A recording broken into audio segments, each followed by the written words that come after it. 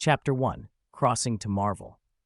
In a cheap Brooklyn apartment, Xie Yun beamed at the laptop in front of him. Done! That took a lot of work. The file on the screen was terrifying enough to be banned. He wasn't from this world. He had died in a car accident in his previous life and transmigrated into the Marvel Universe, a place where the poor relied on mutation and the rich on technology, and ordinary people were constantly caught between superpowered crime and high-tech warfare. Just walking outside could get you swept up in something that wasn't meant for civilians. When he first woke up here, he had been frantic. He couldn't rely on money or access to a lab. The mutated spider hadn't been developed yet, Osborn Corporation was out of reach, and he wasn't about to become gamma radiation fodder. Kamartaj might have been the safest bet for power, except he had no way of getting there. If he stayed ordinary, he might survive a few threats, but would be helpless against the major catastrophes looming on the horizon. Then the system awakened. It was a lifeline, a database that knew everything about the SCPs, those terrible boundary-shattering entities that had once driven the Containment Society to ruin. In its own universe, containment had failed.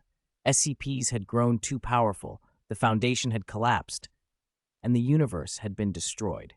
The surviving SCPs had fled across realities, and other worlds, like the Marvel Universe, were next.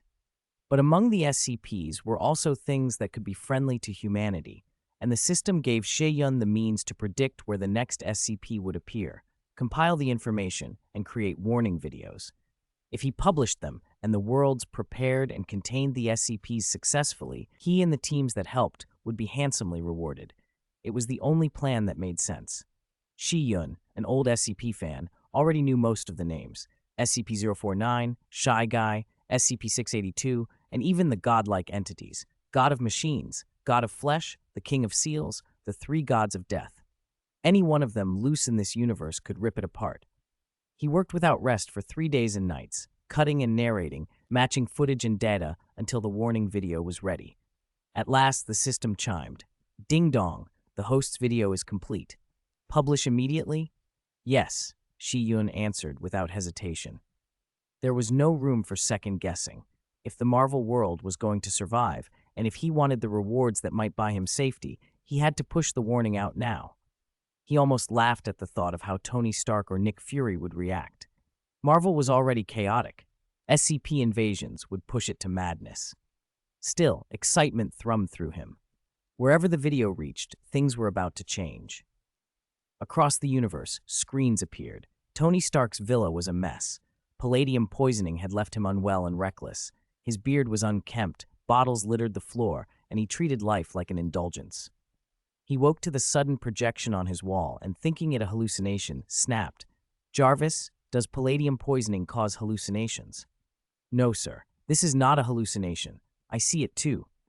Jarvis's calm reply shocked him more than the image itself. Tony searched the house for any projection equipment. "Jarvis, check everything in the house. Find the source of that projection," he ordered, refusing to accept anyone trespassing in his home, even as he felt his life slipping away. In the halls of Asgard, a coronation was interrupted. Thor, expecting congratulations and tricks from Loki, crossed his arms and grinned at what he assumed was his brother's magic. "Loki, is this your new magic? Very clever. Are you celebrating my ascension?" Loki shrugged off the credit. "No, it has nothing to do with me." Odin, however, did not smile. He studied the unknown screen with a grave expression and thrust the eternal spear at it. The spear's power passed through the projection as if it were nothing. Every Asgardian watching drew breath. This was Gungnir, the greatest weapon of the 9 realms, and it had no effect. Could this be someone trying to invade Asgard? Panic stirred the crowd. "Heimdall, scan the realms. Everyone, prepare for battle." Back on Earth, in a S-Shield briefing room, Fury's face went dark the instant the image appeared. He had been listening to Natasha, Hawkeye, and Maria Hill give an update when the projection slotted itself into the room. Fury reacted reflexively, firing his sidearm, but the bullet passed through empty air. This was no ordinary electronic breach. "Director, are you all right?" Coulson asked, stepping in at the noise. Fury waved him off. Coulson left, confused and concerned. As he moved through the space where the image hovered, he did not react to it at all. He walked through it as if it weren't there. That means he can't see it? Hill said, staring. The four who had remained, Fury, Natasha, Hawkeye, and Hill, watched Coulson cross the room without flinching. Hawkeye's voice was tight. Could it be that only the four of us can see this?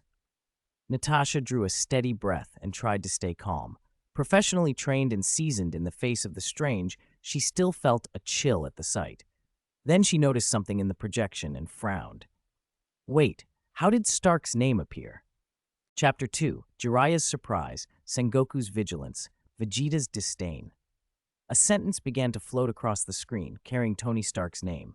Tony Stark, hey, does anyone know what's going on? Why are my thoughts turning into words and posting themselves here?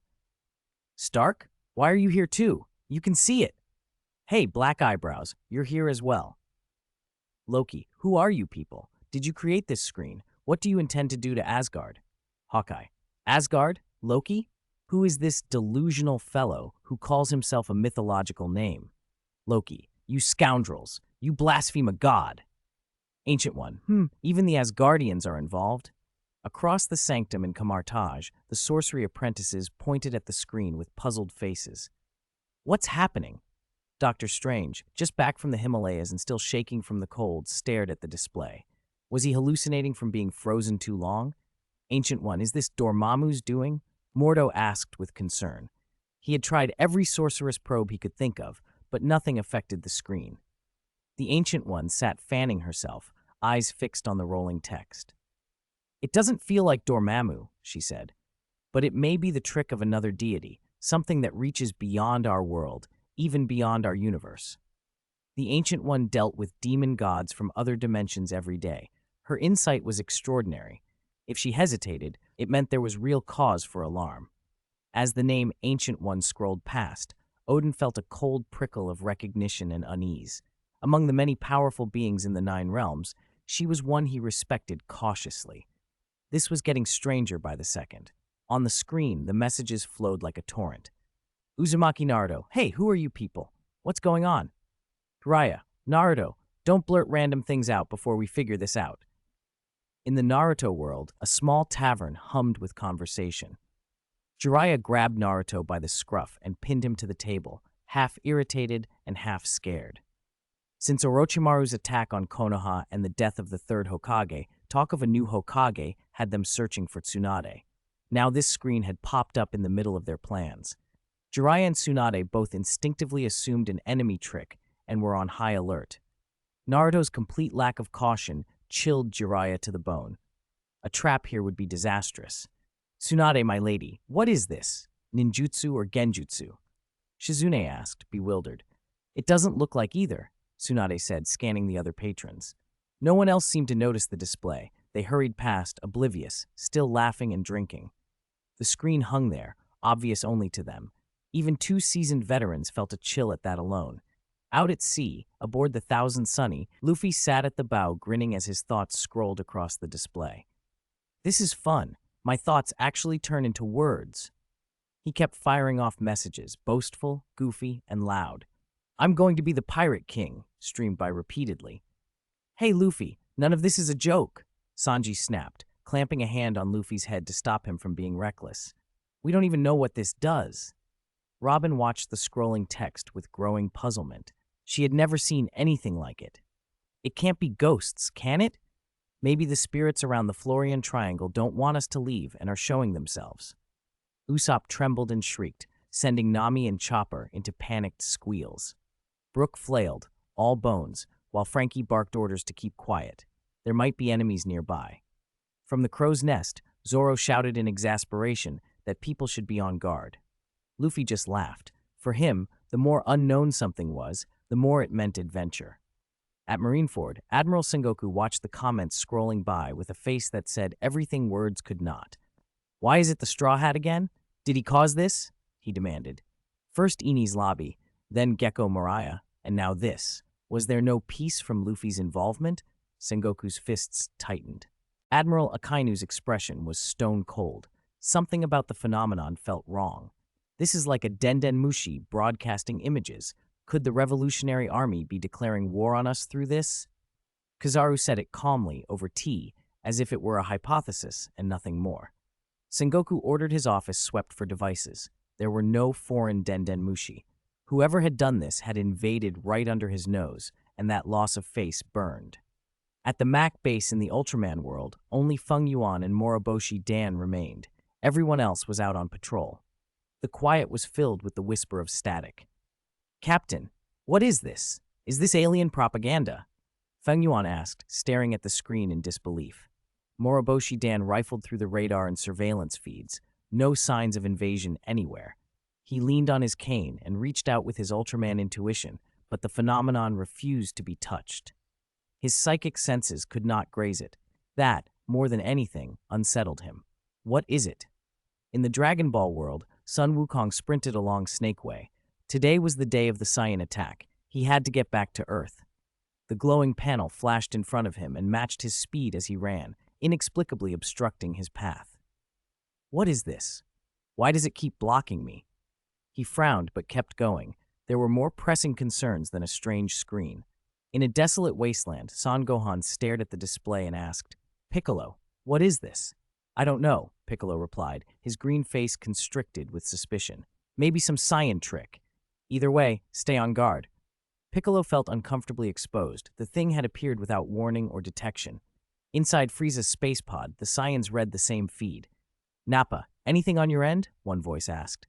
"No," came the terse reply. "Why?" Vegeta, roused from his sleep by the sudden presence of the display, glared at it from within the cramped pod. The thing had appeared out of nowhere and nearly made him smash the console in irritation. He reached for it and couldn't touch it. "Is this some earthling trick to welcome us?" he sneered. Vegeta's disdain was clear. He wanted to see what the weaklings below could possibly do to bother him. Across countless worlds and realities, the same impossible thing wove into existence, a screen that somehow transcribed thoughts into scrolling messages, visible to some and invisible to others. It eluded detection and resisted all attempts to interact with it. Guardians, gods, pirates, shinobi, soldiers, and monsters all watched and wondered, and every reaction only made the mystery deepen. Chapter 3, Live Broadcast. Stark and Wayne terrified. A strange screen had appeared without warning, and it was showing the same broadcast across multiple worlds. DC World, Batman Base. Bruce Wayne fiddled with instruments and consoles, trying to trace the source of the screen. No matter what he tried, there was no answer. Sweat soaked his suit as anxiety built into agitation. Batman was his greatest secret, and now this screen seemed to be exposing how precarious any secret could be. Thoughts raced. What if this spiraled out of control? In an apartment, Diana, Wonder Woman, sipped her coffee calmly while watching the screen. "Is this some trick of the gods? Zeus? Hermes? Or a demon?" she murmured. She was used to the unusual and more intrigued than alarmed. Doraemon World. "Doraemon, what gadget are you tinkering with now?" Nobita asked, sprawled on the tatami with a comic, glancing up at the screen as if assuming it was one of Doraemon's inventions. "It wasn't me. Maybe it's an ad from the future department store," Doraemon protested. He checked the device carefully and soon discovered it wasn't one of his gadgets at all. Then a voice came from the screen. "Welcome, people from different universes, to this live stream. This broadcast catalogs many incredible entities. In certain worlds, no, in many universes, there exist strange creatures, objects, and entities that defy description. They pose immeasurable danger to humanity and even to the cosmos itself. We must contain, control, and manage these anomalies to keep humanity safe. We call these SCP objects. We contain, we control, we protect. We are the shield in the shadows, humanity's last line of defense. This is the purpose of the SCP Foundation, but unfortunately, we failed." At S.H.I.E.L.D. headquarters, Nick Fury's expression hardened. S.H.I.E.L.D. already specialized in aliens, powered individuals, magic, everything that threatened humanity from the shadows. Could this SCP Foundation be doing the same work? And had it failed? Hill, record everything about these so-called SCP objects. Put it on the books, Fury ordered. The voice continued. "We tried to fight the SCP objects, but they escaped. We don't know which universes they fled to. So I'm publishing their information here, predicting where they might appear, in hopes that someone can stop them." Next, the first predicted SCP object, the Weeping Angel, nicknamed Little Peanut. A grotesque image filled the screen, humanoid but bald, a large head, pale skin, and a strange face. Thousand Sunny, One Piece World. It's appeared. A ghost. Nami, Usopp, Chopper, and Brook clung to each other. Ever since the screen had come on, they had suspected a haunting. Seeing that face sent them into screams. "Aren't you a ghost too?" Brook croaked, and Nami punched him for the noise. "Quiet!" Zoro strode down and scowled. "What the hell is this? SCP Foundation? Universes? What are they talking about?" Sanji tried to steady himself with a cigarette. "Universe. I remember scholars once talked about that." Robin frowned, memory teasing at the edge of her mind. "It does look like a peanut. I wonder if it's edible." Luffy just grinned at the screen, curious and unconcerned. The voice resumed, describing the creature. "The Weeping Angel. Its origin unknown. Its composition appears similar to concrete and rebar, but conventional methods cannot destroy it.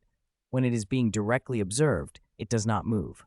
The instant a gaze is averted or an eye is blinked, it can instantaneously teleport behind the viewer and snap their neck."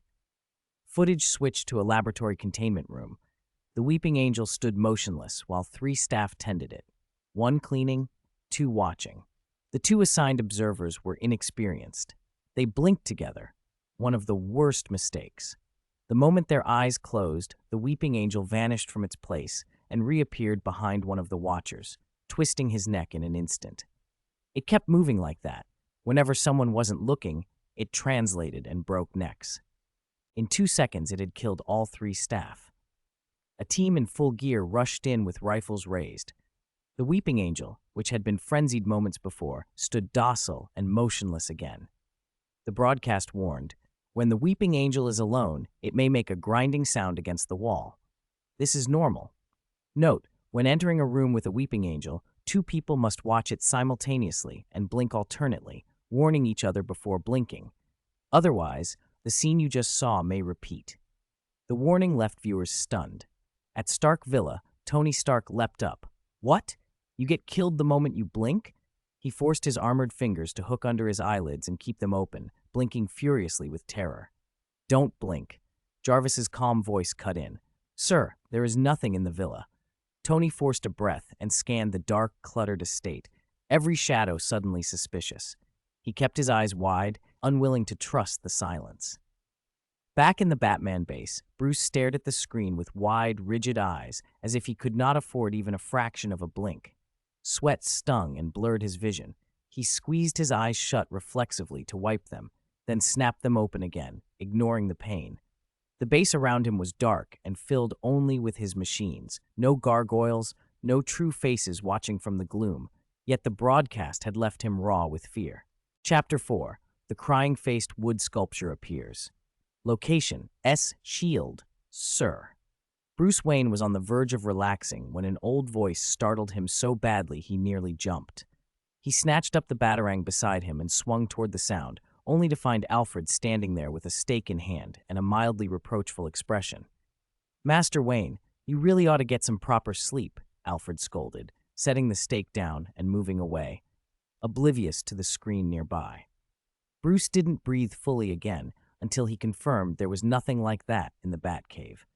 The thought of Batman, the world's greatest fear, being so spooked made him both annoyed and oddly embarrassed. Across other worlds, people watched the same disturbing footage. In Diana's apartment, she frowned. She had never encountered anything like this. Was it from another world? At Marineford, Sengoku stared at the screen with a grave expression. He had never heard of such a thing. "What kind of speed is that? It's beyond Soru," he muttered. Akinu watched, baffled. He hadn't been able to track the angel's movement clearly at all. Its speed was invincible. "Kizaru, can you match that?" Kizaru rubbed his forehead. "I can reach comparable speed, but it takes time to become light and move like that. This thing doesn't need any preparation." The idea left him sweating. If he couldn't elementalize, facing that angel would be unpredictable. Sengoku snapped an order. "Sakazuki, get people on this now. Trace information about this creature and find out who uploaded that video." Akainu left at once. Sengoku looked darker than before. The world was already upheaval enough. Where had this monster come from? Revolutionary Army technology? A weapon of the Emperor's? In the hidden leaf, Naruto blinked at the screen in shock. He hadn't even registered the angel's movement. "I blinked. If it appears when you look away, Will it come here? He panicked and scanned his surroundings, breathing hard. There were only startled patrons around him. Quiet, idiot! Jiraiya snapped, pulling Naruto down but not taking his eyes off the screen. That speed, only Minato's flying thunder god and Shisui's body flicker can compare. Tsunade's face had gone pale. Minato's teleport requires a marked spot, and Shisui needs his Sharingan. This thing moves the instant someone looks away. She swallowed. In a confrontation, even the fourth Hokage might struggle. The thought soaked her back in sweat. Jiraiya bristled. Don't scare yourself. If Minato had to face it, he'd handle it without blinking. He trusted his students' legacy. They were not going to be cowed by a statue. In a quiet Japanese apartment, Doraemon clapped his paws over Nobita's eyes. Nobita, you can't watch this. Too brutal for you. But Doraemon, it said it comes when you look away. Nobita squirmed, terrified. Fine. Doraemon rummaged, found the reflection cloak, and slipped it over them both, just in case. In Leo's world, Feng Yuan stared, mouth open. It teleports in the blink of an eye. What is it? And that speed, terrifying. Moriboshi Dan frowned. He had never heard of a weeping angel. We should prepare Feng Yuan with specific training, he decided. Make sure he can stare it down without blinking. On Snakeway, Sun Wukong ran but kept his gaze fixed on the feed. What kind of monster is that? So fast, could it be used against Saiyans? Inside a Saiyan space pod, Vegeta snorted in contempt. A scarecrow. Nothing. He was confident he could destroy it instantly. If this was some Earth defense, it wouldn't trouble a Saiyan prince. At Kamartaj, the apprentices watched the clip, wide-eyed. It moves when you blink. How terrifying. I blinked. Am I going to die? Someone whimpered. Don't panic. It's just a video, the Ancient One said, trying to calm them. Even so, she listened with interest. Any threat that could cross realities demanded attention. Wong shook his head. I've read countless volumes, but I've never seen a record of an SCP, or anything called a weeping angel. The Ancient One smiled slightly. Of course not. Multiversal knowledge is vast. A creature from another universe wouldn't appear in our tomes.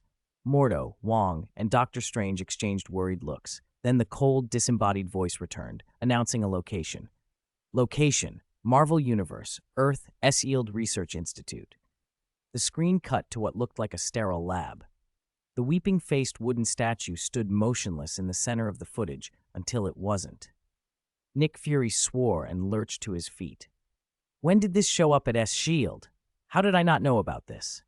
The three agents with him shook their heads vigorously. No one there had seen it before. The live feed's comment thread erupted. Tony Stark's message scrolled up first. S.H.I.E.L.D.? You built this? Really? What were you thinking? Loki chimed in, mocking. Mere mortals daring to toy with godlike forces. Do you want to be punished? Thor leaned over curiously. Is this Earth technology? It looks intriguing. On a dozen other feeds, leaders and heroes reacted in their own way. Sengoku, still bewildered, guessed aloud, S.H.I.E.L.D.? Is that part of the Revolutionary Army or one of the four emperors? Sun Wukong snorted. It looks a lot like Bulma's lab. Across universes, the same ugly truth sank in. This thing moved in the moment someone looked away, and it was standing in a facility on Earth called S.H.I.E.L.D. No one knew where it had come from or who had brought it there, but every absence of a blink felt suddenly far too dangerous. One Piece World, Marineford. Sengoku stared at the screen in puzzlement. He had never heard of S.H.I.E.L.D. He immediately picked up the transponder snail and barked an order. Investigate this shield at once. Keep tabs on the four emperors and the Revolutionary Army. See if they make any moves. Kizaru, leisurely sipping black tea, looked entirely unbothered. If you're so free, help with the investigation, he drawled. The fleet admiral's jaw tightened at Kizaru's casualness. Leo World. Captain, do you know S.H.I.E.L.D.? Feng Yuan asked, puzzled. I've never heard of them, Moriboshi Dan answered. There are some foreign faces on that feed. Maybe it's a research arm of an overseas MAC team. I'll call them. He picked up his satellite phone, puzzled. Researching alien life and new weapons should not require forming an entirely new organization. What were those overseas MAC teams trying to do? Dominate everything. If such creatures truly existed on Earth, he'd better hurry with the Jeep training method. Back in the S.H.I.E.L.D. facility, several researchers gathered around a monitor and frowned at what appeared on the feed. A wooden statue of a crying-faced angel standing in the lab. What is that? Do we have one of these? It wasn't here a moment ago. Who brought in this tacky thing? It's surprisingly tough. Get it out of the way. It's a hazard. They lost interest, assuming it was just a crude prop, and walked away. As soon as the statue was no longer being watched, it moved. No, Fury shouted when he sensed trouble, but it was too late. The statue, like an uncanny living sculpture, teleported across the room and snapped the first researcher's neck in a blur. In a second, the necks of several scientists were twisted, one after another, with terrifying speed. Fury's face went deathly pale. These were S-healed, core scientists. Their sudden deaths were a devastating blow. Natasha, Clint, take a team to the lab and capture that thing. Keep eye contact. Don't break visual on it. Fury ordered. Security rushed in and trained their rifles on the statue. As long as someone looked at it, it could not move. Fury breathed a short sigh of relief. Fire, one guard shouted. Bullets spat out, but every round bounced off the statue. The advanced assault rifles, designed to pierce steel, left it unmarked. Fury stood up, furious. How could anything be that hard? Bring the most powerful laser cannons we have. Destroy it, Fury demanded. Are you sure? Agent Hill asked with a bad feeling. I'm sure. That thing has to go. Natasha and Clint arrived with a dozen heavily armed operatives. They organized a perimeter and kept constant visual on the statue. Everyone, don't blink, Clint warned, already knocking an arrow. This thing moves the instant you break eye contact and will kill you in a blink. If you need to blink, say so, and we'll take turns. 2 technicians set up heavy launchers, research prototypes born from days of working with the Tesseract, capable of firing concentrated laser beams that could punch through buildings and tanks. Fury felt confident. These laser cannons would finish it. Fire, Natasha ordered. The 2 cannons unleashed brilliant beams. The beam impact detonated in a blinding flash. Dust and light exploded outward. The shockwave threw tables and chairs across the lab. Natasha's team had already pulled back a safe distance, or they would have been caught in the blast. Tony Stark, watching the feed from his villa, widened his eyes with something like reverence. Holy, S-Shield has tech like that? He had always thought himself at the cutting edge, but those weapons were beyond what he had expected. And the statue intrigued him. An indestructible biological or mechanical form could be the perfect armor material. The thought excited him until he remembered his palladium poisoning. The enthusiasm died quickly. No, he told himself, I have to fix my body first. There's too much left to do. He set about cleaning up and preparing to meet Fury. Doraemon World. Nobita gaped at the screen. Doraemon, that laser was incredible. The statue will be destroyed, right? Doraemon hesitated. It's hard to say. He covered his mouth, uneasy. Lasers like that shouldn't exist in this era. Their development came decades later. He checked his future encyclopedia and found no record of an SCP-like object at all. If he hadn't seen it with his own eyes, he would have thought it a prank. Has the timeline changed? Doraemon wondered, growing nervous. Chapter 6. It can't be destroyed. Make a countermeasure plan, Leo World. What kind of new weapon is that? If we had something like this, we could deal with aliens and monsters so much more easily. Feng Yuan stared at the laser cannon on the screen, excitement written all over his face. Its power far exceeded anything the Mac team was using. Every time they faced alien invasions or monsters, the Mac team paid a heavy price. With a weapon like that, they could stop threats before they grew to giant size and cut casualties drastically. The thought made Feng Yuan hot with frustration. How could other countries develop such a weapon and not share it with them? Didn't they understand how hard the frontline teams worked? Beside him, Moroboshi Dan frowned. He hadn't heard any notice that the Mac team was developing such a weapon, and he had never seen anything from S-Shield either. Could the U.S. be hiding this weapon even from Allied forces? Dan, who understood human nature well, wondered if this was another case of deterrence, keeping world powers in check by hoarding an irresistible armament. That would be dangerous. One Piece World. Thousand Sunny. So cool. It's a laser. Luffy's eyes sparkled as he watched the screen. The blast had been spectacular, exactly his sort of thing. They have lasers? Is S-Shield from Marineford? Frankie guessed aloud. In his experience, only the Marines had comparable tech. If so, that's trouble. This could be a new Marine weapon to deal with pirates. Robin's face went pale. If something that powerful hits us, we'd be finished. Usopp and Chopper freaked out immediately. Of course we'll fight, Zoro muttered, gripping his sword hilt. But that blast looked dangerous. That beast might not die so easily. Marineford. They actually have laser weapons. Sengoku watched the footage in shock. He was no stranger to beams. Kizaru could fire them, and pacifista models used similar tech, but this organization had turned lasers into firearms in a different way. If these were Revolutionary Army or pirate weapons, the consequences would be catastrophic. A Marine officer rushed in. "Fleet Admiral, we can't find any information on S-Shield." Sengoku barked orders to keep investigating. This had to be tracked down. If such power fell into the wrong hands, it would threaten world peace. Only the Marines, he thought grimly, had the authority to control weapons like this. S-Shield, phew, that's done. That monster will be blown to pieces. Collect the fragments. This material will be invaluable.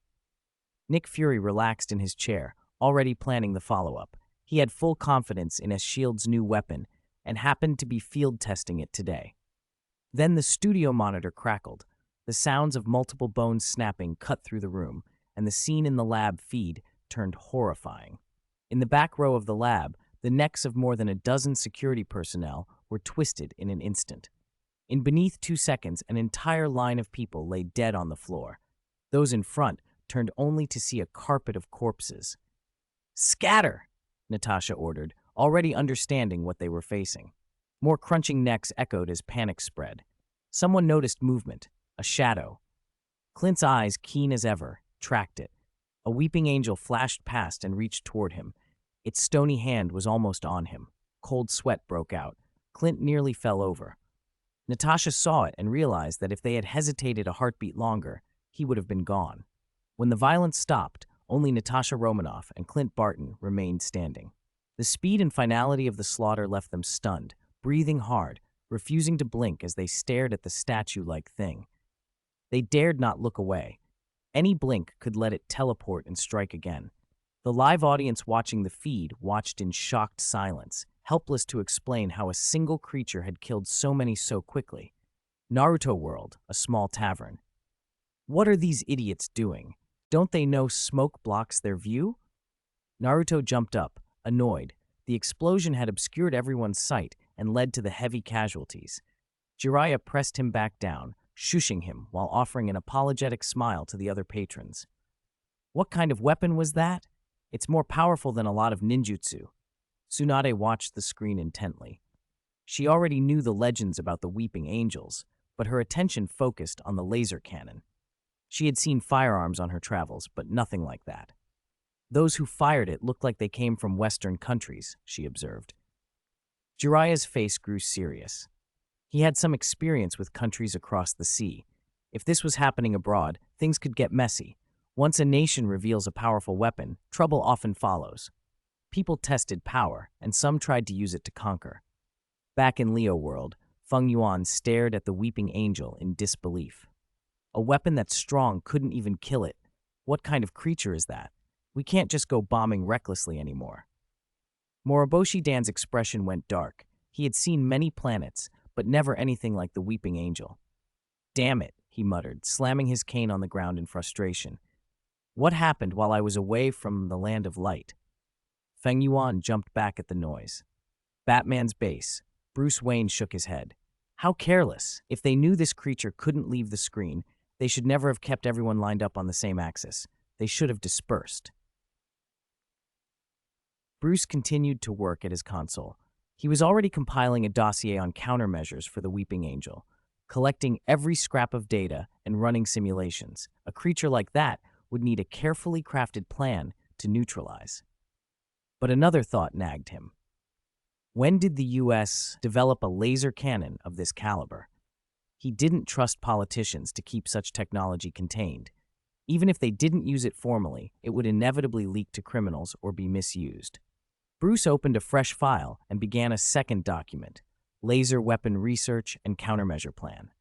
Chapter 7, Thor is not afraid. What are you talking about? Ha ha, Father King, this creature is interesting. Let me go catch it and present it to you as a specimen, Thor boomed, eager to show off his kingly heroics. Besides, Midgard is our concern. Its people need us. He swaggered and grinned. The thing called a weeping angel wasn't frightening to him. How tough could it be compared to Mjolnir, forged in the heart of a dying star? If it teleported with some instant transmission trick, he'd just tape his eyelids open and stare it down. He refused to believe the mighty Thor couldn't handle it. "Wait a moment, Thor. Don't act recklessly," Odin reproofed, clearly displeased. On the palace projection, everyone watched an increasingly frantic exchange. Fury's messages scrolled across the screen with barely concealed panic. "Shit! How do we get rid of this thing? Do we need missiles?" Diana replied calmly. "I don't think missiles are a good idea. You'll only widen the damage." Fury snapped back. "Then what do you suggest? Who are you anyway?" "You should be telling me who you are," Diana said coolly, "and what S-Shield is. But the point is this. If it cannot be destroyed, perhaps it can be contained." "Contained? How do you contain something like that?" Fury shot back. Loki, watching the feed, couldn't resist a taunt. "Foolish human. You already know how a weeping angel moves, and yet you ask such a question." "Vision," Fury barked. "Do we have to assign someone to watch it 24/7? Every face in the room felt the hairs at the nape of the neck prickle. The idea of someone perpetually staring at the creature was unbearable. Who could guarantee that an observer wouldn't blink in the same moment as another? One shared, simultaneous blink could be fatal. "Don't forget, surveillance cameras could work too," Bruce Wayne offered. "If the condition is line of sight, perhaps a camera feed will suffice." Fury inhaled slowly. If destruction wasn't possible, containment by observation was the only option. He grabbed a radio. "Natasha, Clint, get that thing to the lab next door. Move it under observation." Natasha glanced at the statue and grimaced.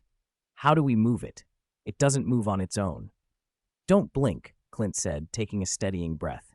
He doubled down on the idea and tried to lift it himself. "Ah, it's damn heavy."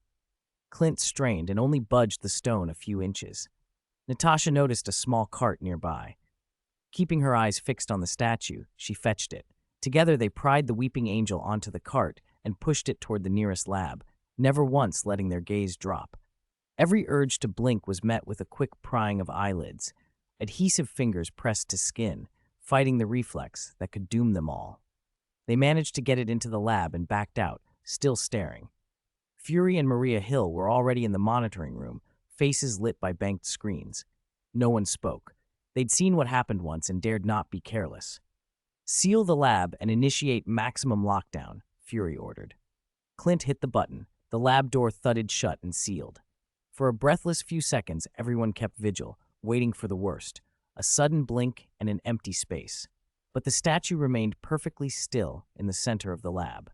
The room relaxed, fingers loosened, eyes briefly closed. Dong! A metallic thud on the monitor made every head jerk upright in unison. The statue was no longer where it had been. "God damn it, where did it go? Who looked away?" Fury swore. "It's in the corner," Hill yelled, pointing at a screen. They looked. The weeping angel stood, motionless, pressed against the far wall of the lab. Relief rippled through the room, but no one dared to breathe easy.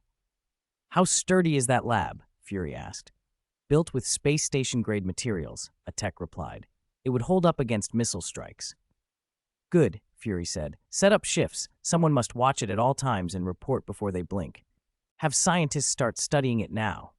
He barked orders into a room that suddenly felt much smaller. The weeping angel's power chilled them, but at least it had an exploitable weakness: observation. They would cage it the only way they knew how. "Damn it," Fury muttered. "Who released this thing? Where did it even come from?" He had teams combing surveillance footage. The thing had appeared in an instant, with no lead-in. Fury flipped back to the main communications screen, where a crowded, chaotic feed was now full of messages from a mix of strange new faces. Naruto chimed in confidently. "It's not that bad. With shadow clone jutsu, it can't touch me." Loki, amused, replied, "You have clone magic?" "Not magic," Naruto protested. "Jutsu." Luffy, enthusiastic. "Clone stuff? You're a ninja? That's awesome." "Thanks," Naruto answered, embarrassed but proud. Bruce Wayne watched the flow of messages with a skeptical brow. He'd trained with some of the world's finest, but shadow clones sounded new. Maybe it was an elaborate misdirection or a partnership trick. And what had Loki meant by magic? Luffy's next message made a few people in the room smile and others grimace. This monster looks fun. Feels like playing red light, green light with it. Luffy, Chopper warned, don't be ridiculous. Playing with something like that will get you killed. I'm rubber. Nothing happens to me if my neck's twisted, Luffy said cheerfully. Rubber? Naruto blinked. What do you mean? I ate a devil fruit, Luffy said nonchalantly. A stream of question marks washed across the feed. Devil fruit? Someone asked. A fruit that turns you into rubber? You mean a curse? Mordo muttered. So eating fruit grants power but also some weakness? Sounds like a curse. Zoro answered dryly. It's a curse. You gain ability but lose your strength around the sea. Really? Mordo sounded incredulous. Sanji scoffed. Are you backwoods? Everyone knows devil fruits give you abilities. It's common knowledge. Thor snorted. Common knowledge? Who eats a devil fruit on purpose? They must taste awful. The conversation escalated in a dozen directions, and someone else barged into the thread with a different agenda. What nonsense are you all talking? Sengoku rumbled. What is this S.H.I.E.L.D.? Are they a revolutionary army faction? Pirates? Listen, as long as we of the Marines are here, don't even think about interfering with this world. The messages piled up, a babble of unfamiliar names and hot takes. Fury leaned back, rubbing his temples. The screen bled with commentary from ninjas, pirates, gods, and generals. Every new voice meant another unknown factor in a situation already teetering on the edge. They could keep the thing caged for a while, but secrets and questions multiplied faster than anyone could answer them. And in the back of the monitoring room, Loki watched the feed with one amused eyebrow cocked, eyes seemingly distracted, waiting for something else to unfold. Chapter 8, Ancient One's Explanation. We come from different universes. Clint blinked at the screen. You're with the Marines? Where are you from? How do the Marines factor into what's happening in the world? And why are you talking about century-old things like the Revolutionary Army and pirates? Usopp bristled. Hey, you're wrong. Being a pirate is every man's dream. It's not some antique idea. Nico Robin's tone was cool and incredulous. The Revolutionary Army is the world's most wanted insurgent force, sparking uprisings everywhere. How could you not know that? Jiraiya scratched his head. Wait, who thinks being a pirate is their dream? And I've never heard of any revolutionary army. Fury's jaw tightened. This isn't a feudal age. Where would a revolutionary army even come from? Sengoku snapped back, offended by the tone in which Fury had addressed the Marines. Fury's face darkened at the disrespect. Which Marine would dare speak like that? The military of that elegant nation could be infuriating. He grasped pirates enough, but devil fruits, what were those? Magic? And the Revolutionary Army, surely no modern nation would have such a force. As Fury mulled it over, his phone vibrated. Tony Stark was calling. Hello, Stark. What is it? I want to study that creature, the Weeping Angel. Its physical resilience is fascinating. I want to know what it's made of. Fury almost declined, but then remembered Stark's reputation as the most brilliant weapons scientist around. If Stark helped analyze it, they might learn something valuable. He agreed. At the Batman base, Bruce Wayne was already collecting and organizing intelligence, including the messages flashing across the screen. Weeping Angel, Devil Fruit, Magic, Ninjutsu, Revolutionary Army, none of these people seemed to be talking about the same thing. As the world's greatest detective, Bruce felt something was off. He thought back to the first line on the display, different universes. Suddenly the pieces snapped into place. Could it be? It's true. He stared at the screen, stunned. If the multiverse were real, everything made sense. At Kamartaj, the Ancient One exhaled with relief. S.H.I.E.L.D. had managed to detain the Weeping Angel. If they had failed, she would have personally banished it to the mirror dimension or cast it away entirely. Mordo, puzzled, asked, Ancient One, what is this? Is that statue a demon's curse? I've searched the texts and found nothing about a weeping angel or anything like it. Wong added, the multiverse is vast. Our knowledge is small. It's not surprising we haven't seen everything. I think I understand what that initial message meant. The Ancient One answered confidently, though a shadow of sadness crossed her face. At that moment, a particularly aggressive message blinked on the screen. Is this an Earthling weapon? Vegeta sneered. How laughable. You can't frighten Saiyans with this. I can destroy it with one finger. Earthlings, struggle all you want. This is your carnival before your annihilation." Everyone watching was baffled. Then Piccolo's reply arrived. "Cyan, come at me. I will defeat you." On a remote stretch of land in the Dragon Ball world, Piccolo studied the screen with deadly seriousness. He had been so focused on the weeping angel, he almost forgot the Saiyan threat. Nearby, Sun Wukong growled, "Indeed, I won't let you invade Earth." Vegeta laughed. "Ah! Interesting. Let's see what you can do. Don't disappoint me." This exchange alarmed everyone. Were aliens about to attack Earth? Fury barked orders at Esield. "Saiyans? Kree? Contact the space station now. What's happening beyond Earth?" He had dealt with the Kree before and knew how to respond to an extraterrestrial threat. In Asgard, Odin sought news. "Heimdall, are there any aliens approaching Earth?" Heimdall scanned the cosmos and reported, "No, my lord, nothing approaching." In the Doraemon world, Nobita panicked. "Doraemon, aliens are invading. What should we do?" Doraemon checked his advanced monitor and saw nothing. "Don't panic. There's nothing here." In the Ultraman realm, Moriboshi Dan checked his radar and found no incoming alien fleet either. Not wanting to take chances, he ordered, "Mac Team, return immediately. Aliens are invading." Then Ancient One spoke up, calm and clear. "Everyone, don't be alarmed. This Vegeta is from the Dragon Ball universe. He isn't from your worlds." Her words only raised more questions. She continued, patient. "Look carefully at the prefixes on your names when you send messages. Is there another word?" They all looked at the tags before each name, and sure enough, there were prefixes. Marvel, DC, Naruto, Pirate King, Doraemon, Ultraman, and Dragon Ball. "Do you remember what the screen said at the start about different universes?" the Ancient One asked. "These prefixes are the names of those universes. The names that follow belong to people from that universe. Vegeta's label includes Dragon Ball, so he is from the Dragon Ball universe. That means the ones who need to respond to him are the Dragon Ball-affiliated warriors, like Piccolo and Sun Wukong." A few people finally understood. Many were still confused. Tony, en route to the SH Shield facility, scribbled notes as he watched the display. "Different universes. The multiverse is actually real!" he exclaimed, startling a nearby flight attendant. As a scientist, Tony embraced new facts quickly. He was excited more than confused. He wasn't sure who the Ancient One was, but she clearly knew the multiverse well, perhaps a top scholar he hadn't yet met. Fury's face remained grim. Managing threats from one universe had been hard enough. Now there were many. His headache worsened. At Batman's base, Bruce punched the arm of his chair in satisfaction. Exactly what I suspected. It was validating to have someone else reach the same conclusion. But who could have sent that screen? Could any human create such a thing? He leaned forward, thinking through possibilities. In her apartment, Diana read the Ancient One's explanation. As a demigoddess, she was familiar with the concept of multiple worlds. Long ago, a Dark Lord had tried to conquer many realms. She pondered, eyes narrowed. What being could project that screen, and for what purpose? Then she remembered the initial message. Could it be a warning? Diana's expression grew solemn as the implications settled in. Chapter 9. Reward Distribution. The Razor Mask and Falling Star Style. In Leo World, Feng Yuan stared at Moriboshi Dan in confusion. "Captain, do you think what that Ancient One said is true?" Moriboshi Dan took a few steps, considered it for a moment, and then answered, "I once heard the captain say there are indeed other universes beyond this one.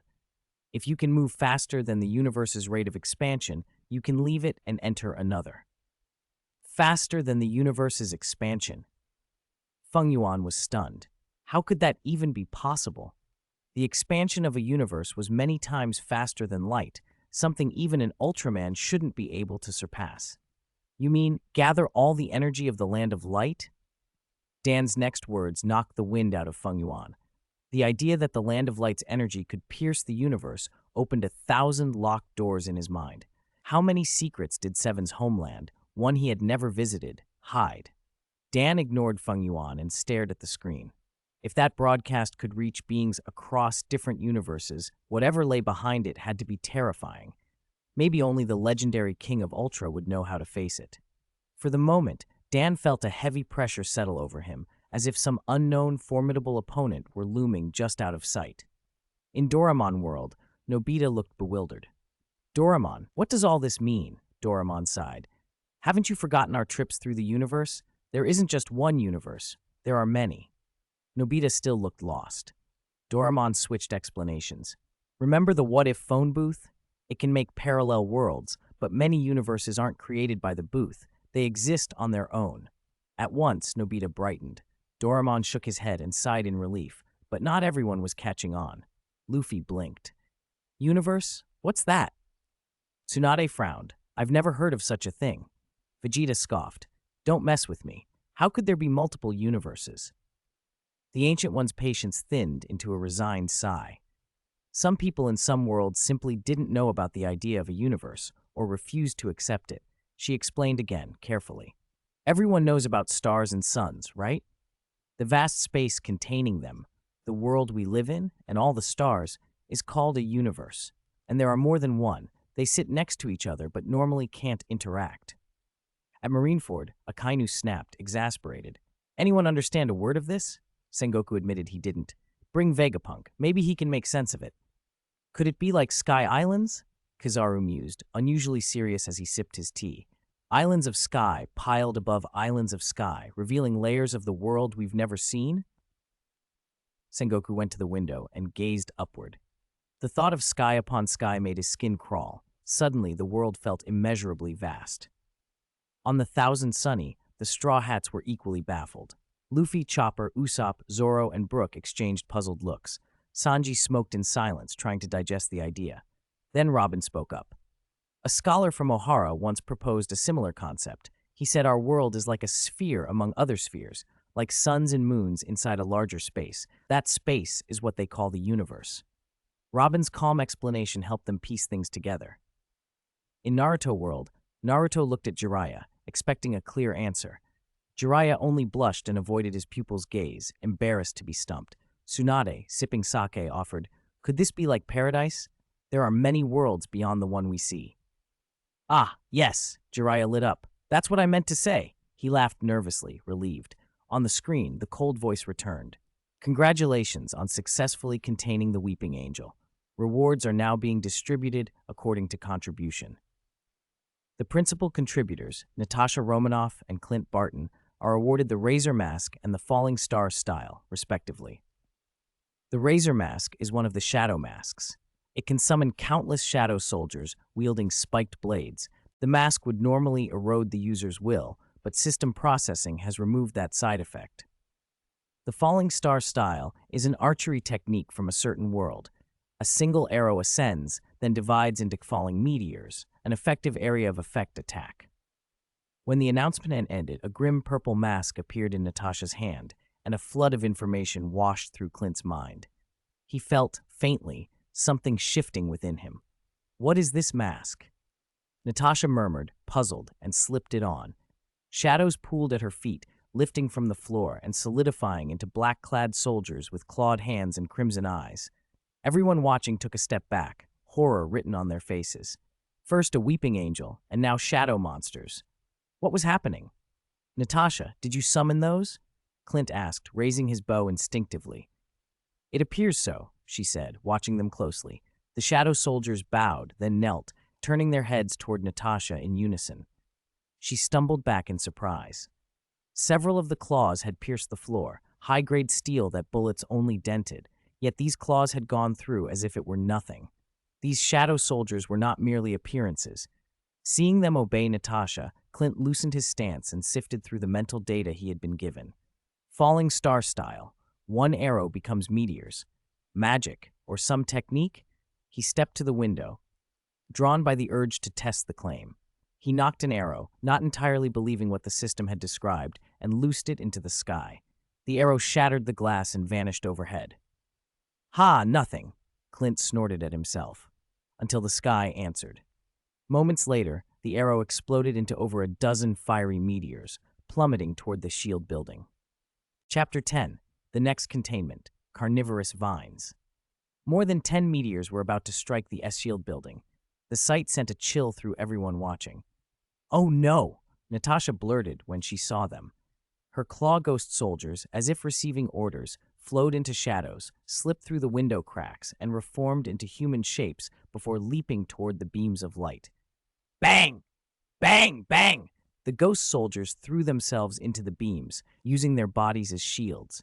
Each light beam hit with explosive force. The power, it's stronger than a rocket launcher, Hawkeye said, stunned. He coughed, suddenly exhausted, and dropped to his knees as a sharp pain shot through his arm. Is this a side effect of Falling Star style? He stared at the scene in disbelief. What just happened? Agent Barton? That's incredible, someone shouted.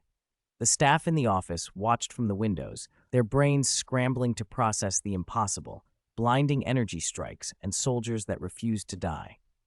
Barton, are you all right? They called. Natasha helped Hawkeye to his feet. I'm fine, he said, but what about your men? He peered out helplessly. The ghost soldiers had been blown into black smoke. Not even corpses remained, only a terrifying plume. Natasha lowered her head. Though she'd only just commanded these shadow soldiers, they had been under her orders, and their apparent deaths hit her with unexpected sorrow. Then the black smoke gathered and moved toward Natasha. It reassembled into human forms and knelt before her. The others watched, stunned. How could they return after being blown to ashes? Natasha realized quickly. They were shadows, not ordinary life forms. She took off her mask to study them closely, trying to reconcile what she was seeing with everything she thought she knew. Magic? Something beyond science? The experience rattled her worldview. Natasha, Barton, come with me, now! Director Fury arrived, having seen everything on surveillance. His face was grim. Light beams of that power and soldiers that couldn't die. Either detail alone was significant. He hustled the two agents into his office. Everyone listen, Fury ordered. Delete all surveillance footage from the last few minutes. If anyone keeps it or leaks even a frame, you'll face the consequences. Hill scanned the room to make sure they understood before following Fury into his office. The others exchanged glances and then buried themselves in their work as if nothing had happened. No one noticed one person quietly uploading two videos, one showing the Weeping Angel, another of the recent events. The livestream comments flew by. Luffy, Naruto, Tony Stark, random names pinging questions and jokes. Tony's message stood out. Natasha and Barton, what did you get? Fury's reply was curt. Sorry, top secret. He knew the worth of Zola's mask and Falling Star style. Their value to S.H.I.E.L.D. couldn't be casually revealed. With those assets, he believed S.H.I.E.L.D. could better protect the world. Still, he felt a prickling curiosity about the strange screen that conjured items and abilities from thin air. Completing more SCP-like objects might yield more advantages. He had the uneasy feeling this could be an opportunity and a danger. At Kamartaj, the Ancient One fanned herself and smiled. It seems the existence behind that screen is helping us. What? Mordo asked, puzzled. The Ancient One only watched the feed quietly. On Xie Yun's side, a system prompt echoed in his mind. SCP object Weeping Angel successfully contained. Host Xie Yun receives reward. Weeping Angel's high-speed movement. Everything around him suddenly slowed. No, he had sped up. He clenched his fists in exhilaration. The thought of more rewards for further containments made his heart race. People from other worlds, he thought. You'll have to work harder. The system announced the next SCP, carnivorous vines. Everyone watched the screen in silence as the descriptions scrolled. In the DC world, Bruce Wayne read it with surprise. He had thought there were only 100 or so SCPs, but the count kept growing. He took detailed notes. The report described a climbing plant similar to ivy. Yellow-green stems, purple leaves. The vines dropped a root about every 30.5 centimeters, 12 inches. These roots could penetrate most porous materials, but not metal. Once the plant detected a warm-blooded creature nearby, it would grow and hunt, reproducing at an alarming rate. Its predatory method was brutal. It injected a liquid to paralyze prey, dissolved muscles and internal organs, then excreted and absorbed the resulting slurry. Any plant part detached from the root system would be confirmed dead and safe to observe up close. The root system itself, however, would not die. Even if chopped or burned, the roots could regenerate. On the screen, an apparently peaceful small town unfolded. Robins building nests, people strolling. The bucolic scene only made what came next all the more chilling. From beneath a tree, 3 thick vines shot up and snatched the robins. Before the birds could react, they were flattened and absorbed as the vines consumed them. Passers-by, drawn by curiosity, pulled out phones to film. That curiosity accelerated the catastrophe. The ivy split and multiplied faster than anyone could imagine, snaring nearby people. The victims struggled at first, then their movements ceased. A strange fluid seeped from their bodies and was drawn into the vines, their forms shriveled and flattened, tearing like paper. After devouring more than 10 people, the plant's mass swelled tenfold. Dozens of thick, writhing vines fanned out, hunting. The vines did not limit themselves to open spaces. They tunneled through earth, cracked stone, forced through car bodies, and even breached sewers, reaching any life they could smell. Vehicles, birds, pedestrians, nothing was safe. In less than 10 minutes, the invasion had transformed a neighborhood into a forest of living vines. Chapter 11. The Terrible Carnivorous Vines. How do you eliminate them? The predation and explosive reproduction of the SCP object known as the carnivorous vines left everyone in stunned disbelief. It violated every rule of biology and the conservation of mass, upending botanical knowledge overnight. On a private jet in the Marvel Universe, Tony Stark stood up abruptly, startling the flight attendants. He ignored them and fixed his gaze on the screen showing the infestation, a scene of pure hell. The vines hunted relentlessly. Once they caught someone, there wasn't even time to scream. How is this possible? How can a plant grow this fast and do this much damage? Tony barked. He tapped his comm. Jarvis, scan for ivy reproduction hotspots. Use whatever permissions you have to get full access. Across the globe, as S.H.I.E.L.D., Nick Fury watched the same footage with a growing scowl. At first, he'd brushed it off. It's a plant. Blow it up, he'd told himself. But seeing a gas station detonated on screen, huge fireball, columns of flame, and the vines not only surviving but smothering the blaze changed everything. My God, Fury said. That explosion had no effect. If fire and explosives don't stop it, what does? Hill, get every satellite over the states, now, even if you have to bypass clearance. In Marineford, One Piece Admirals Kizaru and Sengoku were similarly uninterested at first. A plant? Yasakani no Magatama should handle it, Kizaru shrugged. Even cannon fire would do the trick. But the images made them reconsider. This was no ordinary flora. In Gotham, Bruce Wayne watched through the city's network of Wayne Enterprises cameras. The infestation unfolded across a small town that could have been any American suburb. By the time the camera panned in, the vines had overtaken streets and buildings, crawling into sewers and subways. The carnivorous tendrils struck without warning. Those snared disappeared before anyone nearby could react. Poison ivy was bad, Bruce muttered, but this... His face went hard. Tens of thousands of people stood to become a ghost town. Citizens tried everything. Herbicides, chainsaws, gunfire, gasoline set ablaze. Nothing worked. If anything, the plants seemed to respond by reproducing faster. When they consumed everything in sight, they would pause, waiting, but any living thing that approached, a rat, a stray bird, triggered another burst of growth.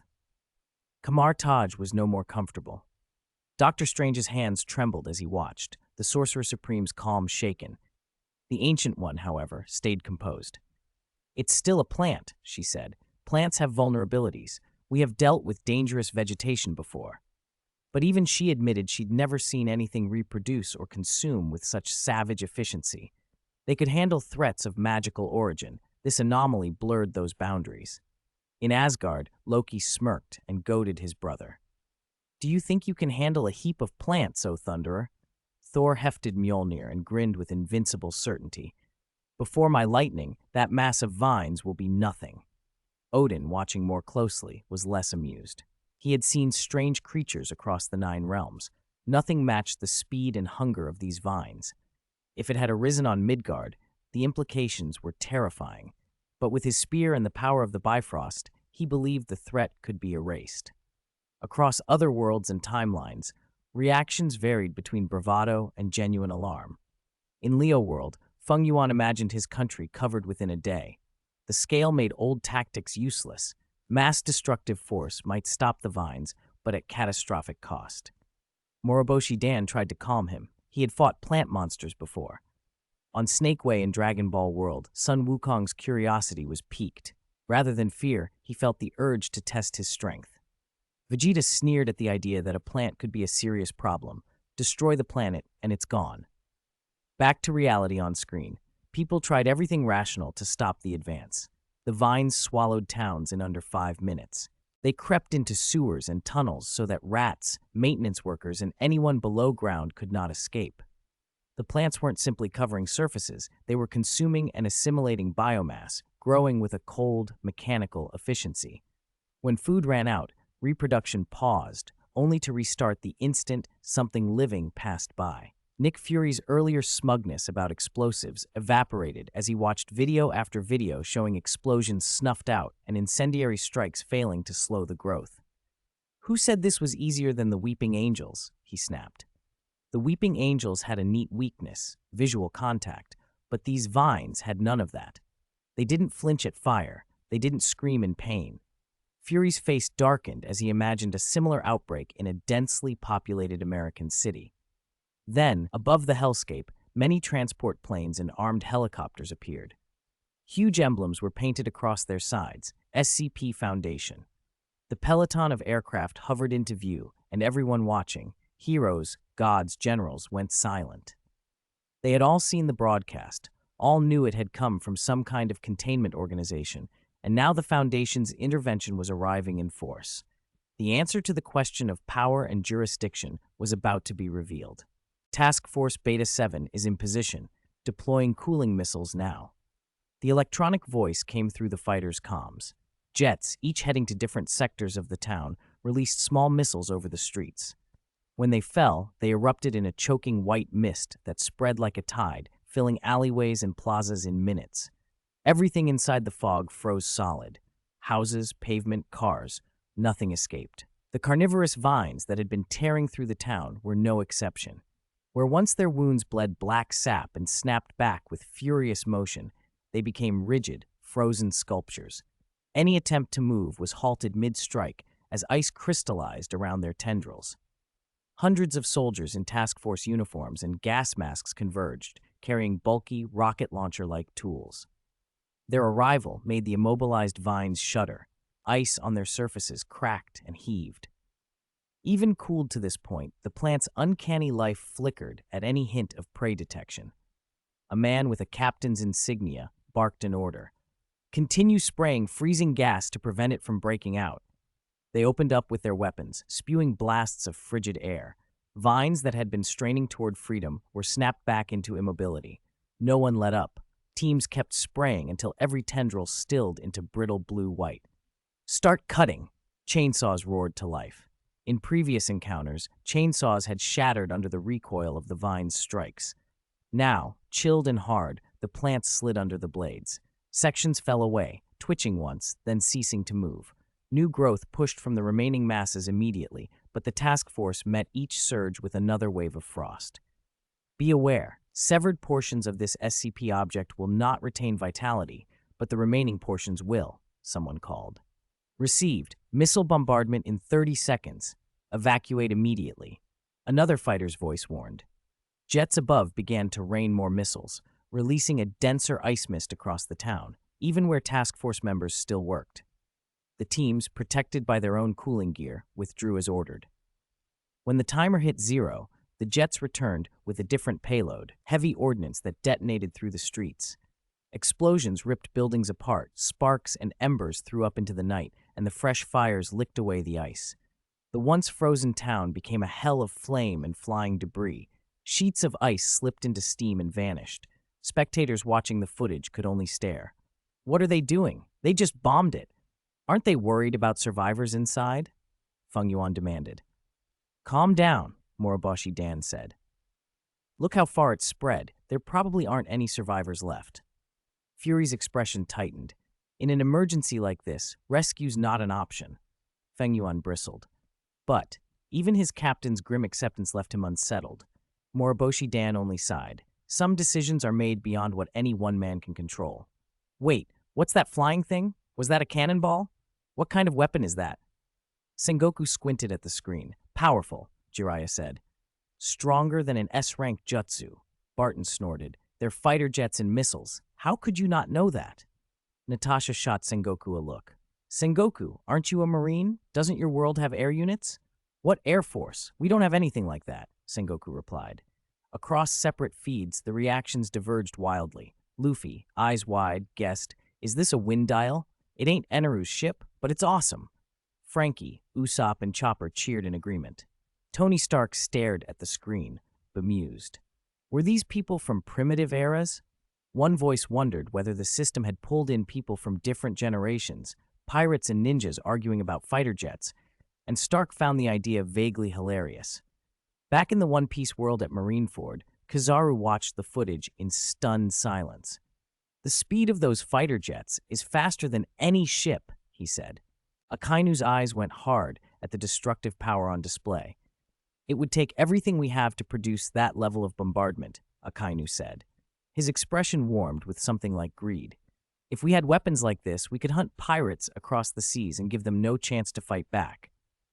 Sengoku nodded and resolved to consult Vegapunk about researching similar technology. On the tape, the town burned. Charred vines fell in clumps.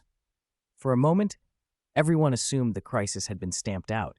Then, from the inferno itself, more vines poured forth, black, steaming tendrils pushing up through ruins and leaping toward the task force. "Quick, release the ice mist," someone shouted. Soldiers sprayed immediately, but some vines pushed through the freezing fog and overran men and equipment. The jets answered with more cooling missiles, freezing the freshly sprouted tendrils as soon as they appeared. Still, it became painfully clear that aerial bombardment and surface measures could only do so much. Fire and ice slowed the plants, but they kept regenerating. Scientists and analysts drew a grim conclusion. As long as the root system remained, the carnivorous vines could regrow indefinitely. No known method could eradicate the roots entirely. In the end, the Foundation chose to sever and remove the above-ground mass, then recover the root system intact for containment and study. They cut the town clean of its vines and hauled the roots away. The footage went black. A cold, mechanical voice filled the feed again, now predicting the appearance location of the carnivorous vines. A chill ran through the room. Everyone exchanged looks. Fury's hands had tightened into fists. He felt the weight of the announcement like an omen. Chapter 13. Appeared in the pirate world. Ace captured by Blackbeard. It's not going to be at my place again, is it? Nick Fury's face was grim. Having seen what happened with 173, he was terrified it would strike S Shield this time. If that thing showed up inside the building, the casualties would be horrific. Prepare the cryogas immediately. Fury hurried Hill into action, just in case the carnivorous vines really did materialize here. Kamartaj. So the plant's vulnerable to cold, Wong said, eyes brightening. Then we can just freeze it, cast a freezing spell, or open a portal and dump Himalayan snow all over it. That won't be enough, the Ancient One objected. Freezing is only temporary. The plant will find a way to resist. You have to target the roots with sustained ultra-low temperatures. She shook her head. If the vines appeared in her world, she wouldn't hesitate to step in herself. Asgard. Odin wasn't particularly worried. Though the vines showed tenacious life, they'd be no match for his spear. Loki, grinning mischievously, chimed in. Of course I can handle it. I don't believe my hammer can't smash it. Thor practically drooled at the thought. Let it come to Asgard, he practically said. Odin watched them and sighed inwardly, wondering again if giving Thor the throne had been too hasty. Private jet. JRVIS, draft specifications, cooling weapons. Now. Received, sir. Seeing how dangerous the carnivorous vines were, Tony Stark resolved to develop cryo-weapons immediately. It was reckless to have been complacent. If the vines appeared in his world, it would already be too late. He couldn't believe he'd let himself get so distracted. DC World. Bruce Wayne was already 2 steps ahead. He'd drafted countermeasures, and Wayne Enterprises was developing cryoweapons. If the vines showed up in his world, he could always requisition Mr. Vought, freeze his equipment from police evidence.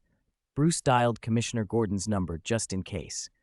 Prediction result, Pirate World. The voice reporting the coordinate made many exhale in relief. It wasn't their world. This time fortune had smiled on them. But the people in the pirate world were anything but calm. Thousand Sunny. What? It appeared in our world? Usopp, Nami, and Chopper clung to one another, faces streaked with tears. If that kind of plant turned up here, what would they do? Vines. The carnivorous vines. Brook cried, pointing at the orange trees when he saw their branches twitch. Usopp panicked. Gunpowder stars. He fired without hesitating, and the powder blast set one of Nami's beloved orange trees ablaze. That was the wind, my orange tree, Nami screamed, transforming into a fury. She hauled Usopp to the ground with a solid punch, then immediately used her climb attack to summon rain. Sanji rushed to put out the blaze, and, true to form, couldn't resist stomping on Usopp on the way to fetch water. Zoro's eyes shone with the thrill of battle. If it's here, then bring it on. Frankie struck a pose. Bring it on. Luffy bounced impatiently. Don't get hyped yet. It might not be near us. Robin kept her eyes on the screen. The image switched to another island. A small boat lay moored, and a fat, ugly man swaggered ashore. He smirked at the boat's stern, where a shirtless man, a skull tattoo on his back, was chained and slumped, looking weak. Ace! Luffy gasped. It was Portgas D. Ace, his brother. Why was he captured? That guy's from Mocktown, Zoro said, remembering the band that had tried to seize them back when they were headed for Sky Island. How could Ace be captured? Why didn't he escape? Luffy begged. He must be handcuffed with Sea Prism Stone, Robin deduced. Who is that man, and why has he captured your brother? Nami's brow furrowed. In her mind, Ace was powerful. How could someone so strong be taken? Marineford. Sengoku's face darkened when he recognized the captor. The newcomer Teach Blackbeard had seized Portgas D. Ace a few days ago and demanded a Shichibukai position in exchange for him. The world government had arranged to hand Ace over at Galley Island, and Sengoku had not expected the carnivorous vines to show up there. If Ace slips away in the chaos, it'll be a disaster, he said. And the reinforcements we've sent won't be nearly enough to handle that monster. He knew from the footage how dangerous the vines were. Marines below Vice Admiral rank would be little more than prey. He needed someone who could actually take them on. Kuzan, Sengoku said without hesitation. He dialed the transponder snail. Kuzan Aokiji, get to Galley Island now. Aokiji answered, puzzled. What's going on? Is Garp there? Go to Galley Island now, Sengoku ordered. Don't worry about Ace. The priority is a monster scarier than him on that island. Only you can deal with it. Hurry. Aokiji's usual lazy expression cleared. Understood. I'll go at once. He rose, but when he glanced for Garp to say goodbye, the Admiral was already gone, a mere speck in the distance. Always so worried about his grandson, even though he's not really his, Aokiji muttered, and then used his moonwalk to catch up with Garp. Galley Island. Blackbeard and his crew had come ashore and were settling in, idly preparing to eat and wait for the Marines. Then Teach sensed something. He paused, drew his pistol, and peered toward the village. People were running toward them, faces twisted in terror, stumbling as if something was chasing them. Suddenly, the buildings behind the crowd exploded. Countless dark vines burst from the rubble, thrashing forward and snatching up anyone in their path as the furious tendrils surged toward the fleeing villagers. What kind of monster is this? Teach murmured, stunned. He'd seen plenty of strange flora in the New World and Grand Line, but never anything like this. Jump, he barked reflexively. Teach leapt back just as a spindly vine erupted beneath his feet. His crew followed, scrabbling away as the ground split and more vines tore through the earth, growing higher and faster every second. Chapter 14. Ace Escapes. Diana Who Hates Evil. The carnivorous vines shot up with terrifying speed. In moments, they towered over Teach and his crew, ready to entangle them. Everyone watching from the One Piece world assumed they were finished. How could a band of humans fight a monster like this? Dark, dark hole. At that critical instant, Teach unleashed a vast swirl of dark energy, enveloping himself and his men. The darkness swallowed the vines whole, making them vanish as if they had been erased. The void seemed bottomless. No matter how many tendrils surged into it, none could break through. But then the massive vines shifted their focus, surging toward Ace, who had been outside the hole's reach. In an instant, he was wrapped up by several thick coils. Ace! Luffy's panic was immediate. Ace had been wearing Sea Stone and couldn't use his powers. If he got restrained, he would die. Luffy felt helpless and frantic, fists pounding the screen in useless fury. Inside the vines, Ace endured crushing, unbearable pressure. Pain screamed through his body. His vision blurred, and he felt himself close to blacking out. Then there was a cracking sound, and his pale eyes flared with fire. His body ignited, flames roaring from him and scattering the vines. The blaze shot out like a meteor and slammed down onto a low hill where Ace reformed into his human shape. "I escaped," he gasped, astonished to be alive. His relief was short-lived. Dozens of vines rushed in and pierced his body. An ordinary man would have died, but Ace was a Logia, user of the Mera Mera no Mi. In his elemental form, he felt no pain. "I don't know what you are, but you're dangerous. Fire Fist." Ace drove a burning punch forward, releasing a tidal wave of flame that should have incinerated everything. But to his shock, the vines passed through the fire unchanged, slicing through the inferno toward him. Forced to stay intangible, he ascended into the air in a blaze and kept firing off repeated attacks. "Release," Teach's voice cut through the chaos. The dark hole regurgitated a mass of flattened vines that knocked the others back, giving Teach and his crew a precious gap to retreat and keep their distance from the carnivorous vegetation. What kind of monster is this? And how did Ace get free? Teach watched Ace from afar, anxiety tightening his features. If Ace got away, Teach's entire plan could be ruined, but those vines were proving alarmingly hard to destroy. On the Thousand Sunny, Luffy whooped with relief when he saw Ace break free. "Yes! Ace got out! Yahoo!" He hugged Usopp and Chopper and started a wild little victory dance. Thank goodness the sea stone broke first. Otherwise, Ace couldn't have used his devil fruit. Nami let out a long breath. If Ace had died, any number of disasters might have followed. But the danger isn't over. Ace can't handle all those vines alone. Zoro watched the screen grimly, also keeping an eye on Teach. There was no denying Teach's power. This was a dangerous enemy. Still, Luffy bristled with confidence. As long as Ace wasn't trapped by Sea Stone, he would survive. At Marineford, Sengoku scowled at the monitor. He hadn't expected Fire Fist Ace to get loose. If they missed this chance to capture him, they might not get another. "Where is Aokiji? Hurry up!" Sengoku urged Aokiji to act, hoping they could deal with the vines and seize Ace at once.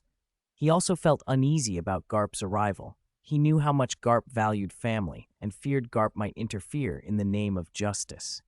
Across other worlds, viewers crowded the chat with bewildered comments. They'd expected the people on screen to be eaten by vines, not to launch supernatural abilities. "Tony Stark, what the heck is going on? What's that big guy releasing? And why is that naked man turning into flames? What kind of ninjutsu is this? Fire style like that is insane. That darkness looks like yin release. Jiraiya, I don't know your ninjutsu. This is a superpower." "Superpowers? Like that chiatsu? How did we get to food? Luffy, you're from the same world, right? Explain." "They're devil fruits. Eat one and you get powers. Ace ate a Logia type, the Mera Mera no Mi, so his whole body can become fire. And that fat guy's dark thing, what is that?" "I don't know." Robin added, "I think that's the power of the dark fruit. It releases darkness that absorbs almost anything." Seeing that, others remembered Luffy's earlier mention of devil fruits. They had dismissed it, but now they watched in stunned recognition as the fruit's nature revealed itself. In Camartage, the Ancient One fanned herself as she skimmed comments. "Darkness, huh? Not Dormammu level, but gaining powers by eating a fruit. It's a bit like a magic item." She had seen many mystical artifacts. Most were rare and bound by heavy costs. If the price is as small as losing strength in seawater, it's a bargain compared to making a pact with a demon god, she murmured. In the DC world, Diana watched the screen with a frown as Ace unleashed flame after flame. "Devil fruits," she said. "Interesting. But he's a pirate." Diana's brow tightened. She had always hated evil, and pirates to her were thieves and raiders. Powerful abilities in the hands of such people were dangerous. If only she could be there, she hoped the pirates and those carnivorous vines would destroy one another. Chapter 15. Ace's Desperate Struggle, Teach's Conspiracy. At Batman Base, Bruce Wayne replayed the footage and logged the data. Devil fruits and pirates, that's a dangerous combination. His thoughts ran along the same lines as Diana's. To him, pirates were criminals who needed to be stopped. He glanced at Sengoku's annotations overlaid on the video. This man is a Marine. He ought to be able to handle powerful pirates, right? Far away in the pirate world, Ace fought for his life against carnivorous vines sprouting from every direction. He wasn't so much fighting as running. No matter how much flame he unleashed, the plants wouldn't burn. He could only turn himself into fire and escape. Damn it, where did these terrifying plants come from? He cursed. Ace's face was set in fury. He had never been forced to flee like this, not even against Whitebeard. I refuse to believe my flames can't destroy you. Great flame commandment. He poured everything into a torrent of fire, forcing the vines back. Flame Emperor! The flames coalesced above him into a massive, sun-like sphere. Ace scanned the scorched island and grimaced. Good thing there's no one left here. Whatever did this already wiped them out. He hurled the Flame Emperor down at the writhing tangle of carnivorous vines. When it struck, the ground convulsed and the whole island trembled. A pillar of fire shot into the sky. The explosion was deafening. The blast rolled across the island like a tidal wave of flame. The vines that had seemed indestructible were now charred and limp. Those watching were stunned. On the Thousand Sunny, Luffy watched the screen open-mouthed. He hadn't expected Ace to be so powerful. Is that what Captain Ace can really do? Sanji's cigarette fell from his lips as he stared. He was impressed. So strong, just like a member of the Whitebeard Pirates. Zoro wiped sweat from his brow, feeling the pressure. If Ace, so strong, could be captured, how strong must the man who captured him be? In the Marvel Universe, at a S-Healed command center, Nick Fury could no longer keep calm. Jesus. The explosion's magnitude was beyond a conventional missile. It approached what might be called a nuclear-scale blast. Barton, Natasha, and Hill watched in shock. Their own powers suddenly felt insignificant in comparison. If Devil Fruit users were that strong, how would their world contend with such threats? A private jet streaked through the sky. Tony Stark watched, alarmed. Jarvis, start designing broad-area cooling systems, integratable into armor. Stark's face was pale. Only massive pre-cooling could counter that kind of heat. Even across worlds, he wanted a contingency. Bruce Wayne harbored the same instinct. Lucius, how's the cooling weapon research going?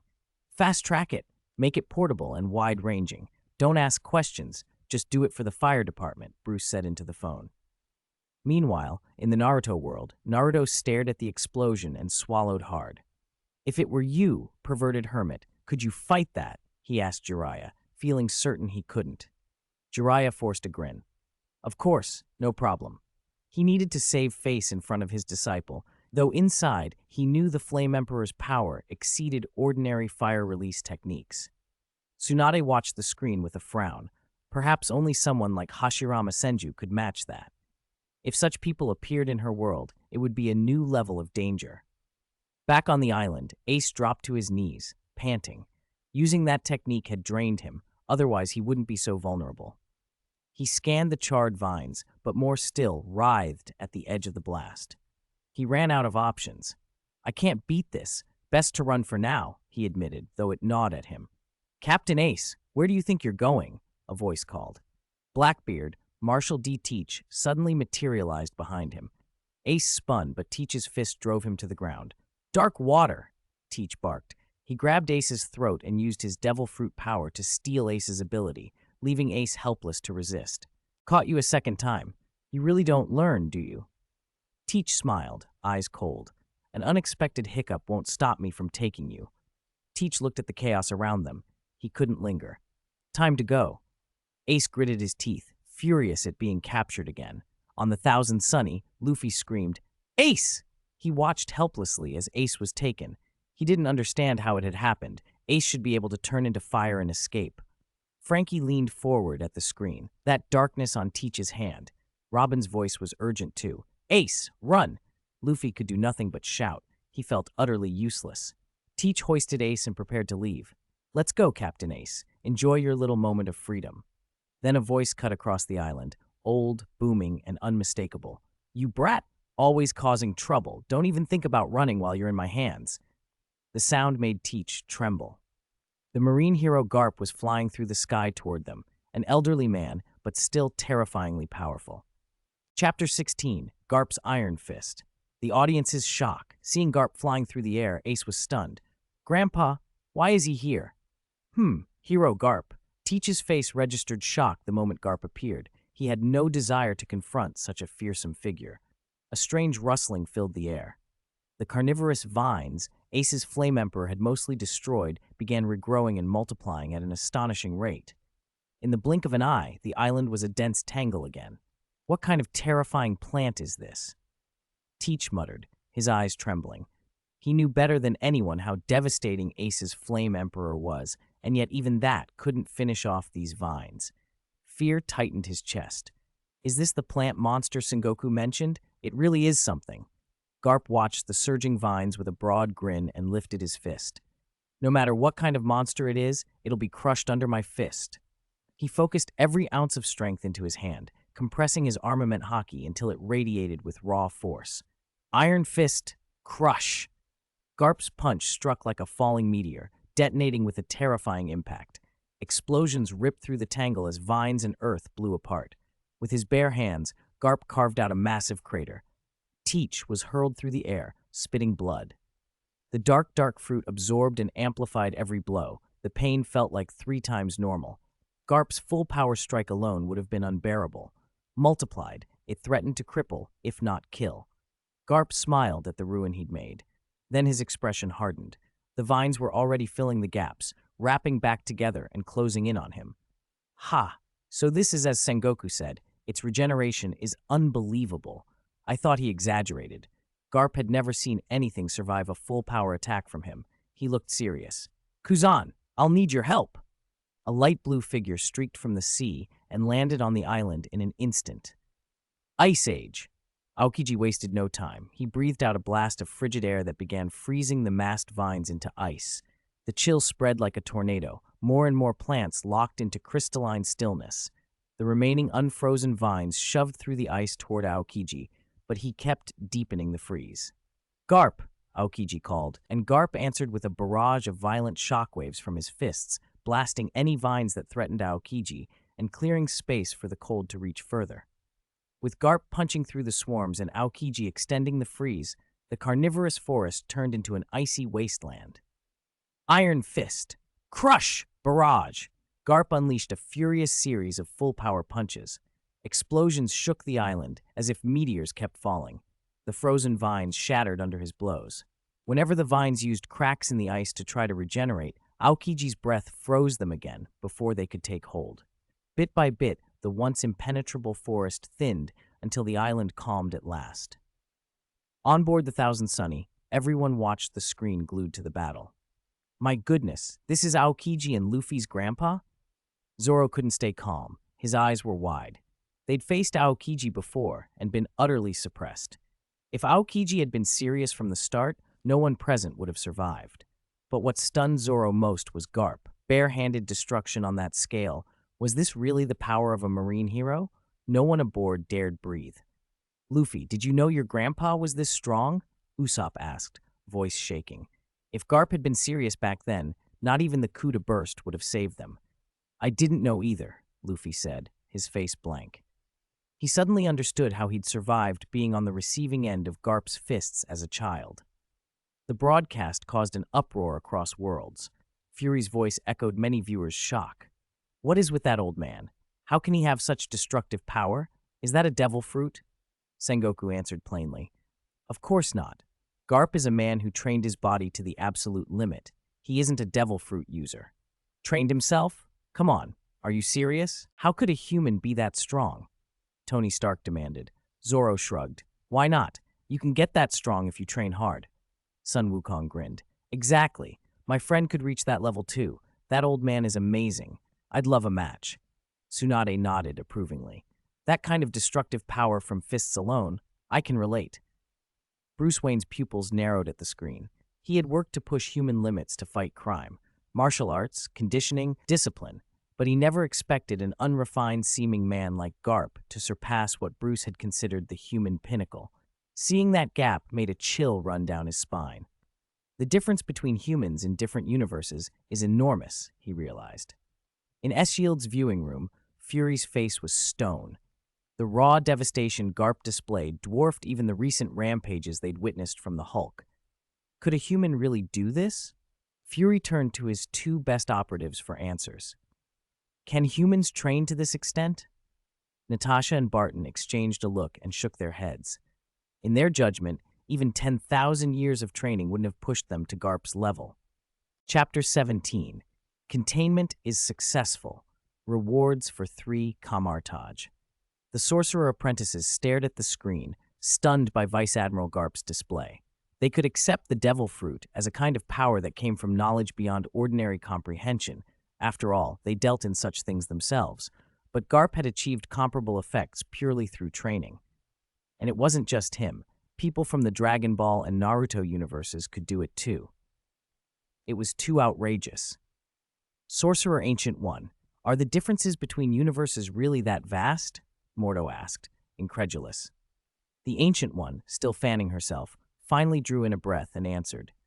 The multiverse is infinite. Each universe runs on different rules. It seems the rules in those worlds let their inhabitants train to levels where they can lay waste to the surface of a planet. Her explanation left the other mages speechless. Asgard. The Asgardians were equally shocked.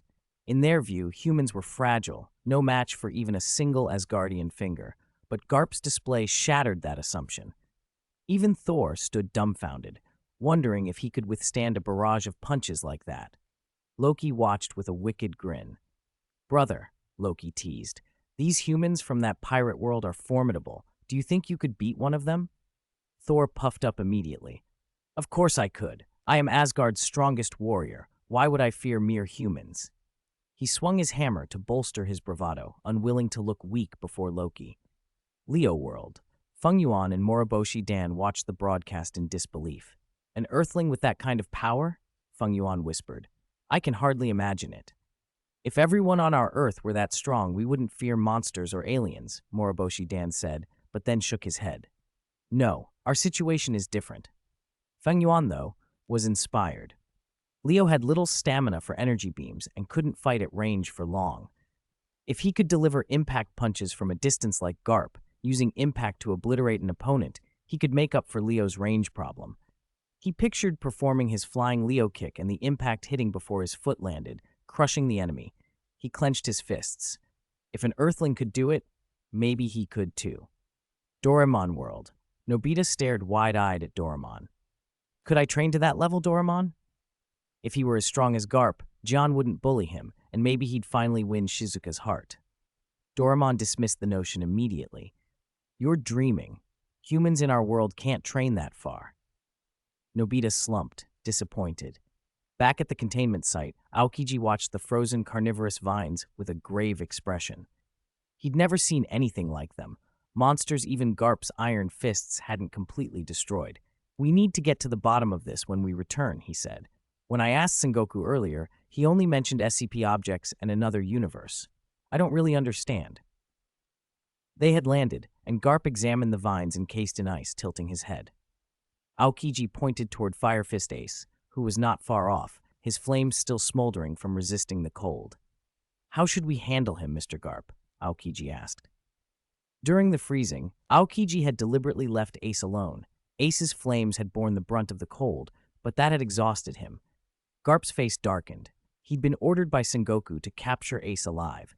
He knew the consequences that awaited the pirate, but as a Marine, he couldn't simply let him go. He clenched his jaw, torn. Then a voice spoke in unison in the ears of Garp, Aokiji, and Ace. SCP object, carnivorous vines. Containment successful, rewards issued. Main contributors, Kuzan and Garp. Secondary contributor, Ace. The sudden announcement made them look around instinctively. Rewards issued. Garp receives the Ox Talisman. Aokiji receives Absolute Zero. Ace's flames evolve into 3,000 Yan Flame Fire. As the voice finished, bits of knowledge flooded Aokiji's and Ace's minds, and an item materialized in Garp's hand. Ox Talisman, when worn, increases the user's strength by hundreds of times. Absolute Zero, the theoretical lowest temperature in physics. Once achieved, all energy ceases. Everything is frozen. 3,000 Yan Flame Fire, a celestial flame that absorbs stellar power to grow stronger. It has incredible regenerative abilities. So long as vital points remain intact, injuries will heal. Also called the Undying Body, Ace felt his flames change instantly. A fierce, restless heat rose in him that demanded release. He roared toward the sky as his body erupted in violent, eerie purple flames. As the new fire flared, his earlier wounds knit and his spent stamina returned. Aokiji, sensing the flame's terrible danger, countered with his cold. He realized with a jolt that his chill was deeper than ever, colder than he'd ever felt. Before the purple fire even touched his cold, it turned to frost. "I don't know what's happening, but, old man, goodbye," Ace shouted, then transformed into a streak of flame and shot upward. After barely regaining freedom, he wanted to put as much distance between himself and the Marines as possible. The threat from Aokiji and Garp felt far greater than before. "Fire Fist, Ace! Don't even think about running," Garp bellowed and threw a punch. The Ox Talisman blazed, and Garp's punch released an air cannon, a focused burst like a missile, tracking Ace instantly. Boom! The explosion threw Ace like a wounded bird. He spit blood and tumbled.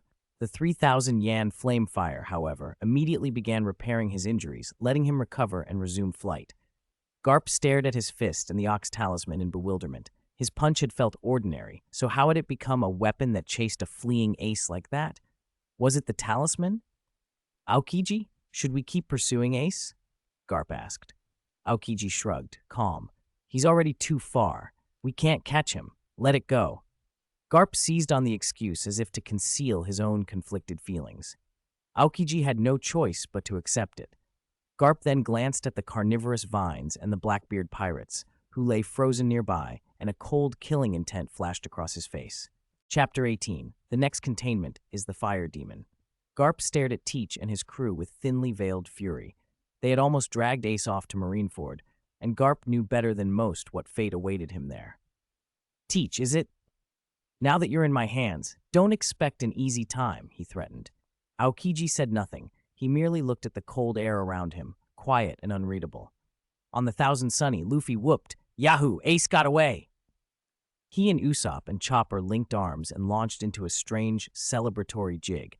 Ace and the Marines both got stronger, Zoro muttered while watching the screen, feeling the pressure of their growth. It didn't scare him, it excited him. If he could get an SCP object too, how strong would he become? Comments scrolled across the broadcast like a river of voices. Tony Stark, "What? Absolute zero? Are you kidding me? That's physics-level fantasy, 273.14th. It freezes everything. Any living thing hitting absolute zero dies instantly. Even light, even the sun would be frozen." Luffy, "What's absolute zero?" Tony Stark's face was a mix of shock and manic curiosity. As a scientist, he understood how impossible and terrifying absolute zero was. If whoever was behind that screen could grant absolute zero as a reward, the technological possibilities would be staggering. He couldn't help but hope he might get an SCP object that would help him break barriers. Sun Wukong, "It can freeze the sun? That's strong?" Ancient One leveled a calm correction. "Only if the scale of what Aokiji releases can rival the sun, like pouring a cup of water on a wildfire. The water can extinguish fire, but one cup won't put out a blaze. The scale matters." Many viewers, especially those from the pirate world, breathed easier at that. It was still formidable, but not world-ending. Kizaru muttered, "It can freeze light?" The boast of his light body powers suddenly felt undermined. Akainu's jaw tightened. If the absolute zero claim was real, his magma might be useless. Sengoku smiled. A stronger Marine was a good thing.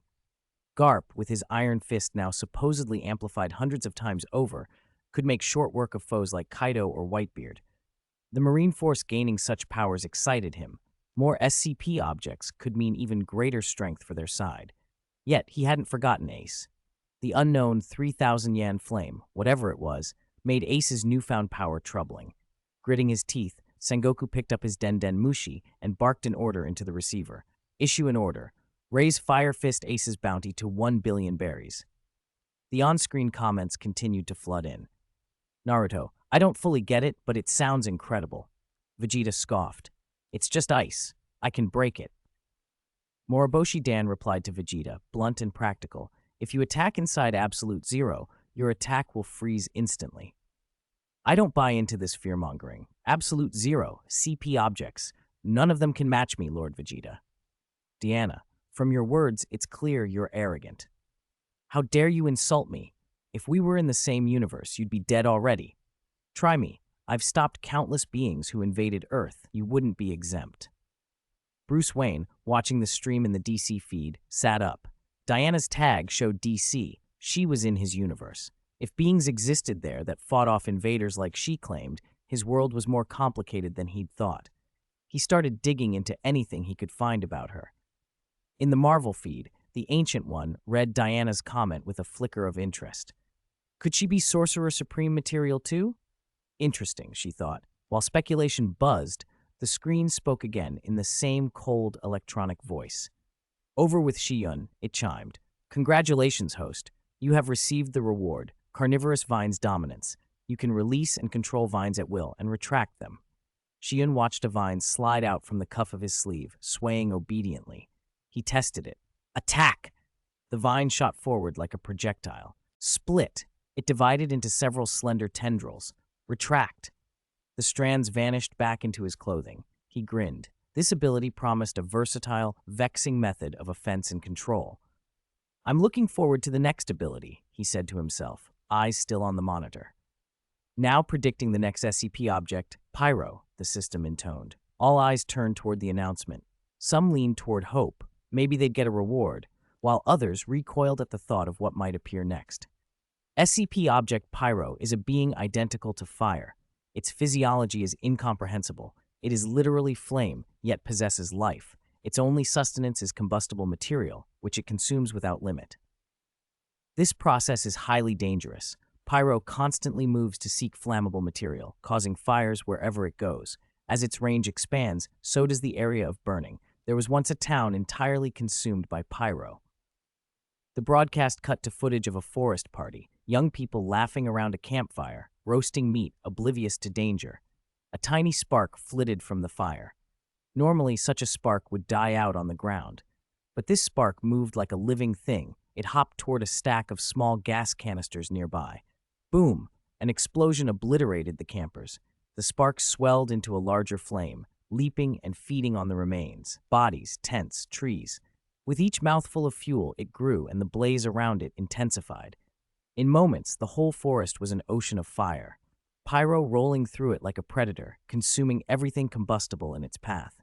Chapter 19. Aruma continues to evolve and split. However, this isn't Pyro's most terrifying aspect. When Pyro absorbs enough flammable material, its form begins to change and it gains intelligence. The worst part is its ability to self-reproduce. The image showed Pyro after devouring a huge amount of vegetation. Sparks swelled and shifted, twisting and compressing until they formed limbs. The figure took on a humanoid shape, entirely flame, inside and out. Then Pyro's body began to burst apart repeatedly, scattering embers. Whenever those sparks touched the ground, they too warped and reconstituted into humanoid forms, perfect copies of the original. This was the scariest trait of SCP Object Pyro. One represented a whole species, constantly dividing and reproducing. If even a single one escaped, it could never be contained. As more Pyros formed, the inferno already raging exploded into something uncontrollable, spreading toward a nearby town. Firefighters mobilized immediately, every available crew and piece of equipment racing in and blasting water at the flames. But against that roaring sea of fire, their efforts were futile. The water they could bring was a drop compared to the blaze covering the surrounding mountains and forests. It couldn't stop the spread. Worse still, the sea of fire fought back. Whoosh, whoosh, whoosh. Fireballs flung from the inferno, slamming into buildings, cars, and streets. Explosions erupted simultaneously, engulfing pedestrians. Many bystanders froze, stunned. Before they could react, more fireballs came, aimed now at the firefighters' equipment. Water cannons, hydrants, fire trucks, anything that brought water was destroyed. With their tools ripped away, the crew's faces went pale. Then dozens of figures burst from the blaze. Over 2 meters tall, resembling humans but composed entirely of flame, the Pyros soared through the air. They tackled firefighters and used them as fuel, absorbing corpses into their burning bodies and growing larger. Each step they took ignited fresh fires. Every falling ember became a new conflagration. When a suitable victim appeared, they pounced and devoured, instantly expanding the sea of fire. People tried to fight back, but what can stop fire? Conventional attacks were useless. When a pyro was blown apart by an explosion, it simply fragmented into sparks and reformed moments later. In less than half an hour, more than half the town was a burning ruin. And that was only the beginning. As long as flammable material remained, pyro would keep advancing, hunting, consuming, multiplying, until it dragged an entire country into a sea of flame. Many watching were stunned into silence. Nobita, Is this a ghost? A ghost fire come to life? Strange. This is not a ghost. This is a monster. Bruce Wayne, this is a catastrophe for any modern city. Flammable materials are everywhere. Gasoline in cars, trees, even people. If we don't stop this, these creatures will destroy the whole country. How do we stop it? How many firefighters would it take to put this out? Unless there's heavy rain, it's impossible. Mordo, the worst part is self-reproduction. If one escapes, it'll just keep going. Self-reproduction? Kind of like that old Piccolo. At Esild, Fury made a decisive order. Contact every local fire department. Put all agents on standby. Use whatever authority you need. The moment Pyro was detected, he wanted teams in place. No chance to let it spread. At Camartage, the Ancient One watched calmly, fanning herself. This creature is not insurmountable, she said. It is fire. There are many ways to deal with it. Water will extinguish it. In Asgard, Odin watched the feed and murmured, remembering Surtur, a fire being on the scale of a sun. Pyro reminds me of Surtur, he said, grim. Thor, however, barely concealed his arrogance. Little firemen called Pyro? If they show up, I'll smash them one by one with my hammer. Loki rolled his eyes. You do realize they're effectively immortal. Strike them, and they'll only scatter into sparks. How will you destroy them then? Thor blustered, unconcerned. We trust in Thor. His brother's cheers only made Loki want to sigh deeper. In the DC monitoring room, Diana watched the screen with a growing tactical curiosity. If these things appear, how should I fight them? Ordinary attacks seem useless. The idea of facing countless effectively immortal fire entities sparked her interest. In a tavern in the Naruto world, the gathered shinobi exchanged grim assessments. Terrifying monster, Tsunade said. If we face it, we can only use water release. Jirai added, serious. Water release alone won't be enough unless it's on a massive scale. Such an effort would require an enormous amount of chakra. He glanced at Naruto. Only the Nine-Tails chakra could sustain water release on that scale, and Naruto couldn't safely access that power. I hope it doesn't appear in our world, Jiraiya said softly. Back in the real world, the fire front neared the town's edge. Then the sky changed. SCP Foundation planes reappeared overhead, many more than before. Each aircraft towed an iron chain. The chains all pulled the same enormous radar-like device. It looked not like a simple sensor, but an intricate, precise mechanism. Weather manipulation weapon in position. Commencing weather alteration, a Foundation operator announced. The device's surface flashed and began to hum. Strange waveforms radiated from the radar into the sky. Within seconds, the night, once lit by the inferno, was covered by rapidly forming dark clouds. The sky began to cloud over. Thunder rumbled, and soon a torrential downpour started. The moment the rain came, the hell on earth below found its salvation. The immense purgatory of fire, under the baptism of the rain, began to die down. The inferno shrank bit by bit until it was only a fraction of what it had been. Roars of pain echoed from the pyros in the sea of fire. Their bodies shrank under the heavy rain, which proved lethal to them. Desperate, they hurled fireballs at the transport planes and the weather control devices in the sky, trying to destroy the machines before they were extinguished. But the downpour put out the fireballs quickly. Most fizzled out before they could travel far. Even the lucky few that reached the vessels could not penetrate the armored shells. The Containment Society had built its transports out of top-tier, hard-to-destroy materials to deal with exactly these kinds of crises. Seeing their attacks fail, many pyros scattered, fleeing the rain's reach. But the deluge covered an immense area, far beyond the boundaries of the burning sea. It triggered flash floods that further weakened the blaze, shrinking the pyros' living space even more. Their several-meter-tall bodies shriveled so fast they could barely maintain humanoid form. After an uncertain interval, the sea of fire that had covered the forest and the town at last went out. In its place were torrential rains and catastrophic flash floods. Many survivors were swept up and struggled in the surging water. Tonight had been cruel. First a sea of fire, then monstrous attackers, and finally a flood. For those who lived through it, survival itself was fortune. When the fire was finally out, the weather control device ceased the downpour. Containment Society mobile task forces swept in to begin rescue operations and to hunt for remaining pyros. The once arrogant terrors of flame were now reduced to tiny, smoldering sparks, seemingly defenseless. But anyone who had witnessed them earlier knew better. Many pyros had split into hundreds of sparks and hidden in the shadows. Task force teams found and extinguished them with high-pressure water cannons, even capturing some and sealing them in containment boxes. For the moment, the pyro threat was under control. As they watched, voices from across worlds reacted. Tony Stark, what kind of device is that? It makes a torrential downpour. This isn't ordinary artificial rain. Bruce Wayne, it's not just artificial rain. It's directly inducing natural phenomena. Incredible. The Containment Society actually has a weapon like this. Nami, controlling the weather? That's very similar to my Climatact. Nick Fury, you can control the weather too? Not exactly. I use the Climatact to create weather effects. Natasha, what's a Climatact? Nami, it's a staff with various mechanisms inside that can create weather. Tony Stark scoffed. This young lady shouldn't talk nonsense. How can a mere staff create weather? Usopp bristled. Hey, don't talk rubbish if you don't know. My invention is top-notch.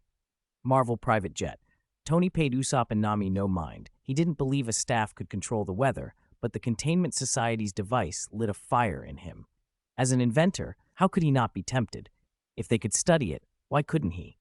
Jarvis, start a research program on weather weapons and prepare our artificial rain systems. If the pyros ever show up here, I want them ready, he ordered, excitement burning in his voice. He didn't have the containment instrument in hand. If pyros appeared in his world, he'd have to make do with current artificial rain technology.